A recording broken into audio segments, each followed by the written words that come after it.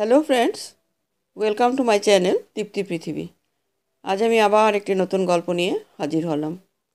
গল্পটি ভালো লাগলে লাইক এবং কমেন্ট করবেন এবং আমার চ্যানেলটিকে সাবস্ক্রাইব করে পুরো গল্পটি শুনে আমার পাশে থাকবেন।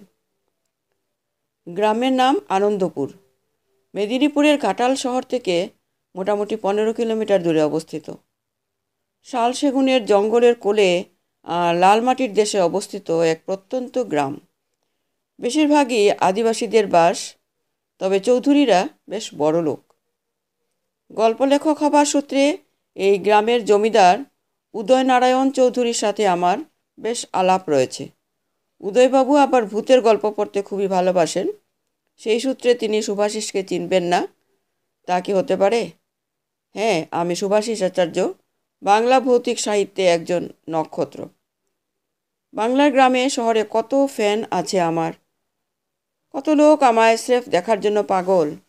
পূজার সময় তো বিভিন্ন পত্রিকাগুলি তাদের শারদীয়া সংখ্যায় লেখা পাঠাবার জন্য পাগল করে দেয়। যাই হোক, আবার গল্পে ফিরে আসি।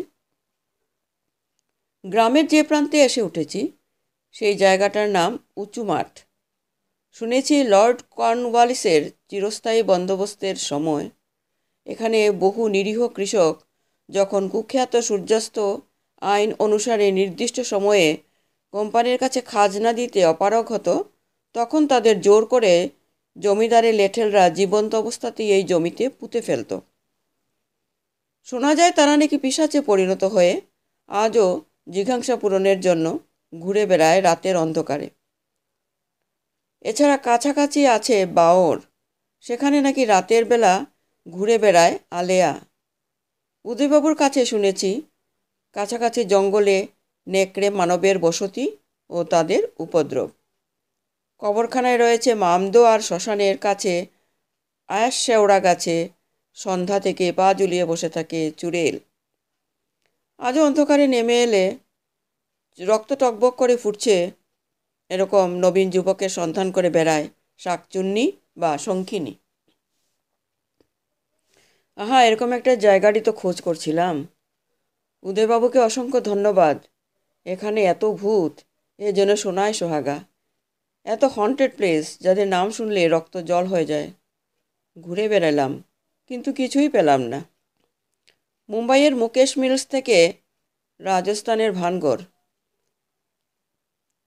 একশে বরকর এক। আর এই জন্য পরম বৈষ্ণবের জন্য হাতের কাছে বৃন্দাবন। যাই হোক, এখানে এসে অভীষ্ট সিদ্ধ হয় কিনা দেখাই দেখাই যাক। হ্যাঁ, এবার একটু বলি। আমি সেখানে এসেছি একটা এক্সপেরিমেন্ট করতে, ভূত আছে কি ভূত নেই, আর তার জন্য খুঁজতে বেরিয়েছে মধ্যরাত্রে অতিথি ব্লাডি মেরিকে। ব্লাডি মেরি, হ্যাঁ ঠিকই ধরছেন, ব্রিটেন ও পশ্চিমী দুনিয়ার এক অভিশপ্ত পেতনি, যাকে নিয়ে কত গল্প, কত উপকথা। এই ব্লাডি মেরিকে যার প্রেতাত্মা বলে অভিহিত করা হয়, সেই ইংল্যান্ডের রানী মেরি ছিলেন ইতিহাসের পাতার এক ঘৃণ্য চরিত্র। কত পুরুষের সাথে অবৈধ সম্পর্কে লিপ্ত হয়ে যৌবনের স্বাদ মিটে গেলে নিজের নামে রটনা না রটার জন্য প্রেমাস্পদদের গুপ্ত হত্যা করেছেন। কতবার নিজের গর্ভপাত করিয়েছেন, তার ইয়ত্তা নেই। কৃষ্ণাঙ্গদের উপর তার অত্যাচার ছিল অবর্ণনীয়। কত যে বাইবেল গর্হিত কাজ করেছেন, তার ইয়ত্তা নেই। এত সব পাপের বোঝার জন্য মুক্তি পায়নি তার আত্মার। তাই তার আত্মা অভিশপ্ত হয়ে ঘুরে বেড়াচ্ছে পৃথিবীর বুকে। সর্বত্র সেই আত্মার অবাধ বিচরণ। এই গল্প শুনছিলাম 7 বছর আগে তোরসাদির কাছে, আর তখন থেকে ইচ্ছা ভ্লাদিমিরকে প্রত্যক্ষ করার। আজ রাতেই হয়তো উঁচু মাঠের বুকে পূরণ হতে চলেছে আমার স্বপ্ন। আজ শনিবার, তাই আবার অমাবস্যা, প্রেতাত্মাদের মহোৎসব করার দিন। বাইরে নিকষ কালো অন্ধকার, ঘরের আলো নিভিয়ে দিয়েছি। একটা মোমবাতি জেলে দাঁড়ালাম আয়নাটার সামনে। এসে ওটাকে ধুলি ধূসরিত দেখেছিলাম, আজই পরিষ্কার করেছি। এইবার 3বার ব্লাডি মেরিকে ডাকতে হবে। Bloody Mary, please come to me বলে। একবার ব্লাডি মেরি বলে ডাকলাম, দূরে কোথাও একটা শেয়াল ডেকে উঠল। এক পাল শেয়াল একসাথে ডেকে জাম বা প্রহরের সূচনা ঘোষণা করে। তাই শেয়ালকে বলা হয় জাম ঘোষক।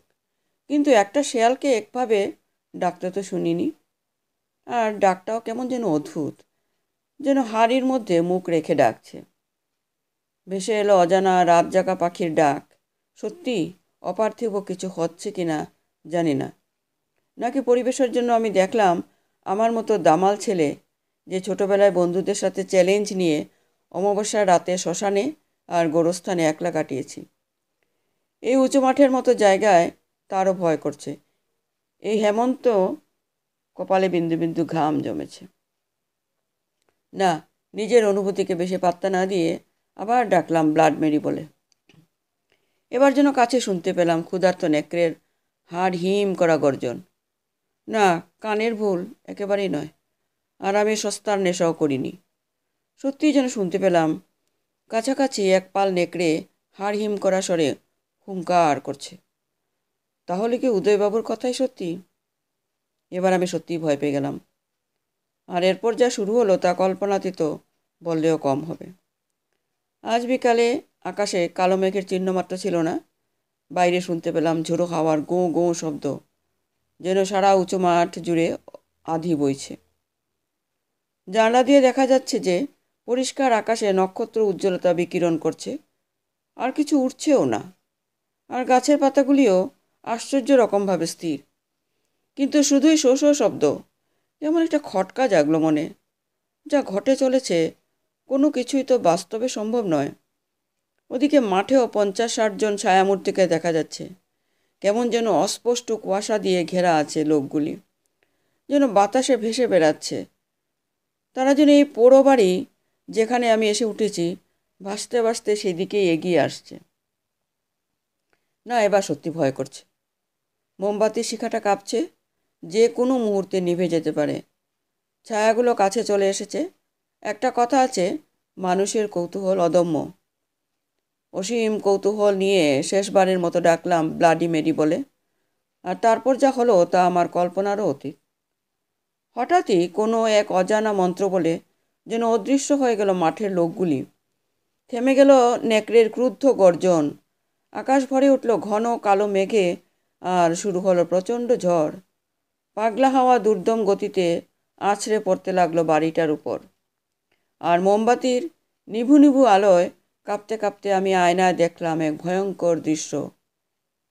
আয়নায় আমার মুখের বদলে আমি দেখতে পেলাম এক সাদা গাউন পরা স্ত্রীলোকের ক্ষত বিক্ষত হিংস্র অপার্থিব মুখচ্ছবি। সেই মুখের হিংস্রতা আর নারকীয় ভয়াবহতা বর্ণনা করা আমার সাধ্যাতীত। একটু পরেই দমকা হওয়ায় নিভে গেল মোমবাতি। এখন শুধুই নিশ্চেদ্দ অন্ধকার। শুনতে পেলাম কেউ যেন দরজার কড়া নাড়ছে, খট খট খট। আমার ষষ্ঠেন্দ্রিয় আমায় জানান দিল এসে গেছে সেই বহু প্রতীক্ষিত ব্যক্তি, মধ্যরাতের অতিথি ব্লাড মেরি। নমস্কার।